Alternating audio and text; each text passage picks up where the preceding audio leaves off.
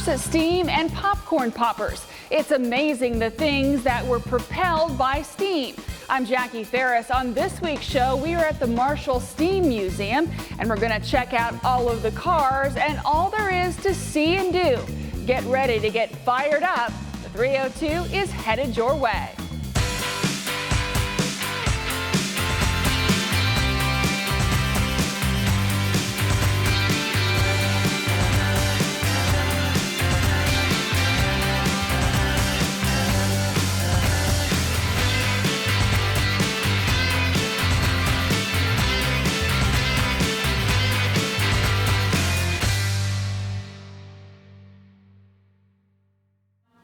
Hey everybody, the early 1900s were the magic era of steam.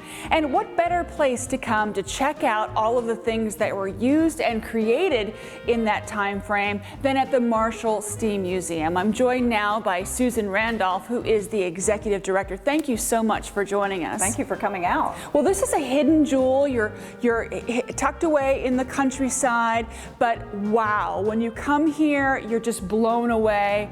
Literally and figuratively as well. Yes, we hear that a lot. In fact, if I had $1 for everybody who said, I never knew this place existed, we'd have a fortune. Now, a lot of people probably, maybe they don't know that cars ran on steam. They really don't. In fact, most people are unaware that both gas, steam, and electric were sharing the road in equal numbers in the 1890s and early 1900s when cars were first introduced. And it was anybody's guess as to which one was going to pull ahead and become the lead. Obviously, it was the gas car, but steam ran a very close second in those earliest years. So talk to me a little bit about, the kind of, initially it took a little while to get your car running and everything, but this was a very popular mode of transportation. It was. In fact, gas cars were difficult because you had to crank them to get them started, and it could kick back and you could hurt yourself. Those cars were often called internal explosion engines. The steam car, on the other hand, while it took about 30 to 45 minutes to fire it up, it was smooth. It's actually quieter than people expect, and it's powerful. So in hill climbs, which was a prominent way to sort of promote cars and make people realize they would want one, steam cars were often the winner because they could get up a hill much faster than a gas car and certainly faster than the electric, which had the same problem that they do today, or at least initially did. They can be a little slow and a little clunky. So steam cars were it, particularly if you were a young man wanting a car in the early era. But it took 45 minutes to get it going, and once you had it going, how did it, you said it runs smoother, but how did it operate? It actually operates, there's a lot of valves and gears, and as our founder used to say, every once in a while you have to look at the road as well. But you do have to fill up, so the water is your main fuel, if you will. It does take a pilot fuel to get it going, but about every 30 miles you're going to have to stop and get more water. As long as you're fired up, your hose or your car comes with a hose. If there's a horse trough nearby, you can drop the hose in, suck out the water. So the joke used to be in the early days, steamers would roll into town, and as soon as they left and everybody was watching, all the horse troughs would be empty because they had emptied out all of the free fuel. So let's talk a little bit about the founder. This museum is basically his tribute to his father. Tell us a little bit about the history of how we got where we are today. Well, Tom Marshall was our founder. He passed away in 2019, but this was a labor of love for him. His father, he admired even as a small boy. He was incredibly mechanical. And his father was the Stanley's dealer throughout Delaware and southern Chester County from 1910 to about 1920. He appreciated steam power. He had tried to buy a new car himself in Philadelphia and was turned away and told, you're too young. All cars were made to order at that time. You didn't walk into a dealership and walk out with a car. You had to place an order. And they had more orders than they needed, so they kind of pushed him aside. He bought a used one. He enjoyed it, bought another used one. When he'd had enough of that, he petitioned the Stanley Motor Carriage Company to make him a dealer, and then he could sell and buy all the cars he wanted. It was a hobby business for him, but he was exceptional at mechanical things, so if you bought a car from him, he would teach you how to drive it, and then if you had a problem, he would help you fix it. And he did that from the carriage house right here at Auburn Heights more than 100 years ago. When steam declined, when steam power was no longer the favorite form of power, he got rid of all of his cars and turned to Packards. But around 1940, he took interest again. Somebody asked him to attend a meet and bring a steamer if he could. And he purchased back, and one of the cars that's the first car in our collection, he had sold new to a farmer in 1913 for $1,300. And he bought it back for $150 because at that point it was a junker. It was a barn find. And his son at that point was in his 20s and was enthralled with the cars as well. And also became mechanically very adept at fixing them and driving them. And that was our founder, Tom Marshall. So this building that we're in was built by Clarence Marshall in 1947 to house his collection, which had started to grow. In 1940, he bought one, and he bought another, and he bought another, and he would restore each one. So all the cars you see in here, almost all of them, were ones that he purchased and brought back to life. And when his son inherited them, and then had to figure out what to do with them, he had to weigh what would his father most have wanted to see happen to this collection. And he would have wanted it to run, to operate, and for people to be able to get a ride. So he realized the only way that could happen was if he started teaching others how to run these cars. And he did that. He started in the late 1990s doing that. Founded our organization in 2004 and started gifting us the cars. And our guys are still working on them, and most of them learned from Tom Marshall directly. And we have about 30 or so steam car guys, and electric and Model T people as well, who maintain all of these cars and do so for the enjoyment of the public, which is really what both Tom and Clarence wanted. I know you have a large number of cars. Most of them are steam cars. One of them broke the land speed record. So tell us how many cars you have and what your, I guess, the crown jewels of the collection. Well, we have about 20 cars. And the car that we have actually isn't the one that broke the land speed record, but it is one that has been driven 75 miles an hour here, and we have two racers that are part of the collection. In addition, we have one of those is an electric car, a Model T, and two 1930s era Packards. All are operational, with the exception of two cars that are not yet restored. And we may get to those eventually, but for now we have plenty to enjoy and share with the public. But it's an extraordinary collection, and it definitely is the world's largest operating collection of Stanley steamers. Excellent. Now I know that in addition to cars, you have other things that were operated by steam, like a popcorn popper. What else? I know, it's a little extraordinary here. They loved all things steam. So we have a 1936 restored Creeder's popcorn popper, and it will ruin you for any of the microwave stuff. Once you've had it out of that popper, nothing else will compare. We also have operating model trains, Lionels from the 1930s. They were our founders. So you've got to be a pretty devoted little boy who at 4 years old takes good enough care of his model trains that they're surviving so many years later. We have Victrolas, we have an Edison phonograph that work. We have early Kellogg telephones, and then you can actually talk on one and speak with somebody else at the other end of the museum on another. Our whole focus is on making things work, and instead of just having it be a museum piece that you look at, you can actually experience it in some fashion. Everything is functional. Exactly. And we're going to take a look at those Lionel trains when we return.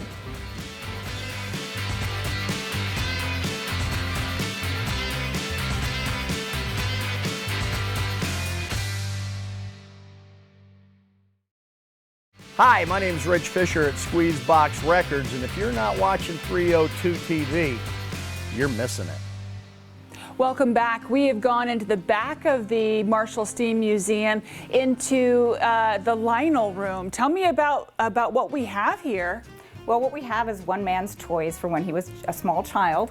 The mural on the right, you can't see him right now, but has Tom Marshall at 4 years old playing with his toys around Christmas time. He was always careful to tell everybody that he didn't get all of these that one Christmas. In fact, he acquired them over several Christmases. But obviously, he was a little boy who was very much beloved and spoiled by his parents. These were treasured items for children at the time. Lionels were the kind of trains for the model railroad group.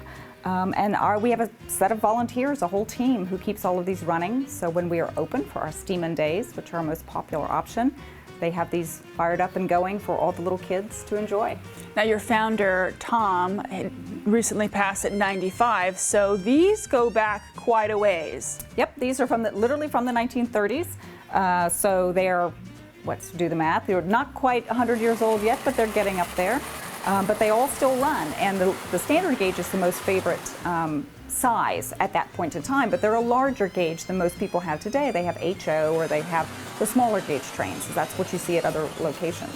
So it's kind of unique to have these. And even the features, the mountains and such, were Tom's as a child. Now I know that kids love this kind of thing, so talk to me a little bit about just the reaction when kids come, because they see the big cars and yeah, that's nice, but this is their jam. This is absolutely their jam. And the funniest thing is it's kids of all ages. We joke that there's something here whether you're 2 or 92. We actually had a member who came out with her 2-year-old and her 92-year-old grandfather. She said, I'm going to test your theory. And sure enough, they were both enthralled, and they both had the same excited grin on their face as they're watching the trains. And they're kind of just going around in a circle. But there's a little man who comes out of a little house that they get to see watch. And kids will stay in here for half an hour if they're allowed. So the only time we see tantrums or tears is usually when they're being made to leave and be carried out by mom and dad. But we consider those happy tears. Now you mentioned you have folks that take care of the bigger cars. Do you have a conductor? We have, oh yes, so we have teams of people. It's interesting, the volunteers who come here, and if anybody's interested, we are always looking for volunteers and enthusiasts who just love the things that we keep operating. So there's a railroad team that keeps the bigger train that's operating outside the property. There's a Lionel team. There's a car team. There's some people who just love the Model T. And there's a family who takes care of the popper. They specialize by choice. They come here and gravitate towards whatever gets them the most excited. So if somebody is watching is like, you know, I really would enjoy volunteering, how do they do that? All they have to do is go to our website or contact us. There's no experience required. As we say, you just have to get your hands dirty. Most people we teach, so they don't have to know how to run the Lionels. We can show you that. But if you're excited by the era and everything it has to allow, we're your place. And we have an amazing team of volunteers who just love sharing it with other volunteers. And that's part of being a volunteer, is learning the story about Clarence and Tom and each of the cars. I mean, How long does it typically take? I mean, that's a lot of knowledge for a volunteer. We have volunteers who have been here and been active with Tom before we were ever established, starting in the 90s. But then new people, you pick it up as you go. It just sort of infuses. Again, we don't make anybody memorize a script. There are so many stories and so many objects here that people can keep coming back, and we'll keep entertaining them with a different story every time. That's what Tom would do.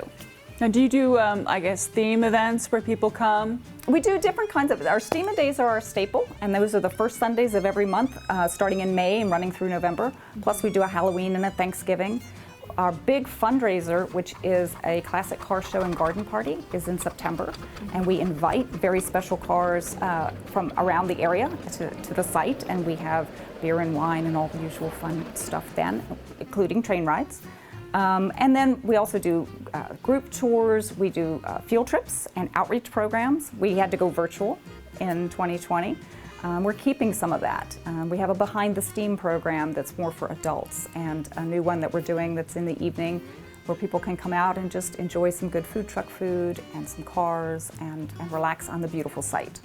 So we've got a little bit of something for everyone, like we say, from 2 to age 92. There you go. And beyond. Exactly. Tell me a little bit more about Steamer Days. Steamer Days have been around for quite some time. So they run from 12:30 to 4:30 on the first Sunday of every month, starting in May and running through November.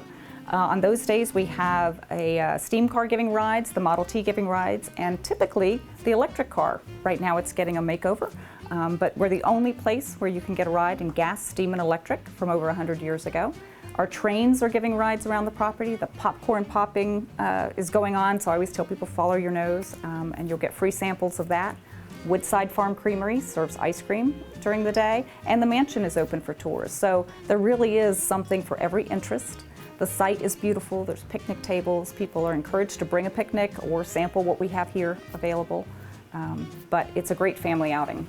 Sure, and if somebody wants to know more about one of the events, they can check out your website? Absolutely, it's auburnheights.org, or they're certainly welcome to call us, and I think we're on Facebook and on Instagram now. So even though we are from the earlier era, we've embraced the new one as well. Now we've got a treat that we're going to have for our next segment, so you're going to want to stick around. We're actually going to get on a steam train, right? Steam train and a steam car. There you go. Be right back.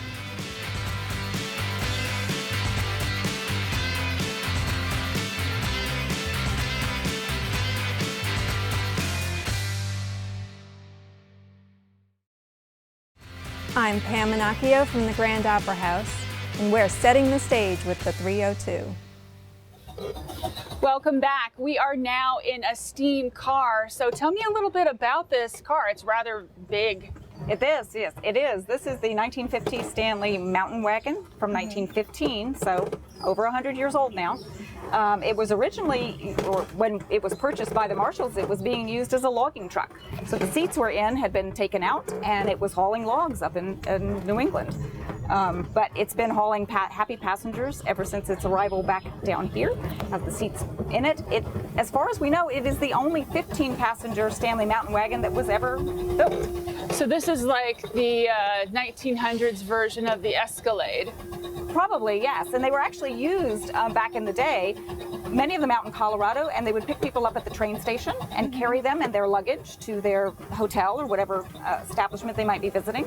So they were built especially for tourists. So how do you keep something like this more than 100 years old running? Well, the gentleman who's driving is the one who keeps it running. All of our volunteers, they work tirelessly on these cars. They were taught by our founder, Tom Marshall, and most of what can go wrong in here is plumbing related. So a lot of the times they're looking for leaks, and they're listening to hear what they can hear that might be going wrong if the pumps are not operating correctly. And they're here multiple times a week just doing nothing but maintenance on the cars to keep them running. But I can imagine things like parts. It's not like you can run down to, the Pep Boys and get a part. Nope, our stock is not available at any modern store. A lot of it's made. There are some people in the hobby, but many of the things, as I said, it's actually not as complicated an engine as a modern one. There's supposedly 113 moving parts in a Stanley engine. Really? So it's a little easier to maintain, and which is why Stanleys survive more than other types of steam cars. It was not the only maker of the steam car, but the others were far more complicated and didn't survive in as great numbers. Sure. Now, our crew had a really good time on the train. Tell me about the train. Well, the trains actually were, both of the trains that we have that run here, both of the steam ones, were built in 1960 and 1961 from kits. They are 1/8 size, live steam, using pea coal. And every boy is a little boy when it comes to trains. Little girls too. So they just light up when they see the trains here. The Marshalls were no exception. And Tom Marshall used those trains as a fundraiser to help start the Wilmington Western Railroad back in the 60s. And they're still running today. New cars, but the same enthusiasm among our volunteers to keep those running. And that same team, or a different team actually, the Auburn Valley Railroad is what it's named. And they come every week, multiple times a week, to keep the track. They have to maintain the track in addition to the cars and the trains. So it's a really interesting process to watch them couple the engine to the seating car. Yeah, it's very much like a full-size railroad. We have our own turntable. They have a coupling system. It's open air, so it's wonderful in these days. It's a little warm today, but you get a wonderful breeze. Sure. But they have the roundhouse in the basement of our carriage house, so cars are worked on above and trains below. And you have a lot of events, and it's a popular choice for brides and... Yes, we do a lot more site rentals now. So people are discovering the site. We have a beautiful rose arbor. The grounds can be rented for weddings, for other functions. And a lot of times people want to throw in a steam car ride or a train ride to make their experience extra special. So what's the perfect day when they come to visit you? How can someone make their visit just the best? Well, the best thing is to just come without any expectations and be enamored by what you're going to experience, because whatever you think you're going to find, our rides are not an amusement park. This is not spinning teacups. You're going to ride in elegant older cars. You're going to get to ride the trains. You can bring a picnic. We always have Woodside Farm ice cream here, but you can bring something to eat. Take the time to tour the mansion. We tell people it's a good 90-minute to 2-hour experience if you want to do it all. And really just kind of take in the history of this entire place. It's actually quite funny because your cell phone is likely not to work here, so you will be forced to step back in time and forget all the technology challenges of the day and just immerse yourself in this beautiful site. And be surprised. I know that when we came, we had an idea. We had seen a lot of the things that you have on your website, but truly we were blown away by just the scope and just how well preserved everything is. You guys really do a good job out here. Well, thank you. Our claim to fame is that you're really going to immerse yourself. If you're going to have an experience, you're not just going to see things, you're going to smell, taste, hear what it was like 100 years ago in a beautiful setting in a part of Delaware that many people don't know exists. Well, thank you so much for taking the time to take us on the ride. I know the crew has really enjoyed it. I've enjoyed it, and I'm sure your visitors, once they see this, they come out, they'll enjoy it as well. And we want y'all to come on back. Alrighty, and we'll be right back.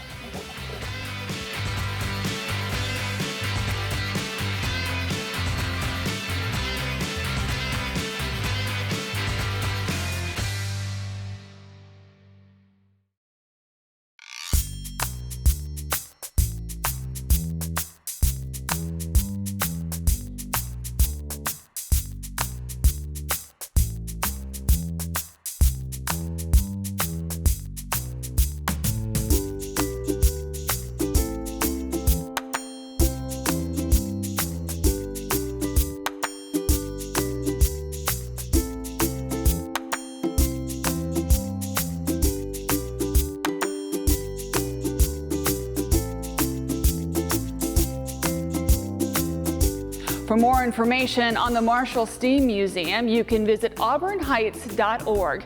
That'll do it for this episode of the 302. We're going to leave you with a ride on the steam train. Until next time, I'm Jackie Ferris. Tell them you saw it on the 302.